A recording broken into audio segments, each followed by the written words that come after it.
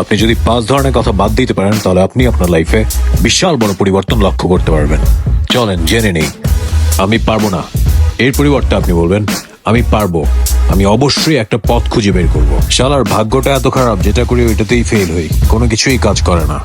এর পরিবর্তে আপনি বলবেন আল্লাহ আমার পরীক্ষা নিচ্ছে, আজকে ফেল হইছি, কালকে ফেল হব, পরশুদিন হয়তো ফেলই হব, কিন্তু একদিন না একদিন আমি সফল অবশ্যই হব। ওরা আমার থেকে অনেক আগে গেছে, আমি পারবো না।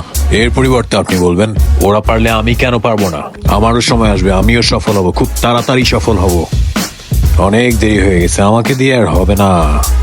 এর পরিবর্তে আপনি বলবেন হ্যাঁ আমি অনেক সময় নষ্ট করছি, তার মানে এই না যে আমি আর পারবো না, আমি এখন থেকে এই সময়ের সঠিক ব্যবহার শুরু করে দিয়েছি, আমি সফল হবই। মানুষ কি বলবে ভাই, মানুষ কি বলবে। এর পরিবর্তে আপনি বলবেন মানুষ কি ভাবে তাতে আমার কিছুই যায় আসে না, আমার জন্য যেটা ভালো ওটা আমি খুব ভালো মতোই জানি, আর আমি ওই অনুযায়ী চলি। Thank you guys for watching, do follow for more videos like this.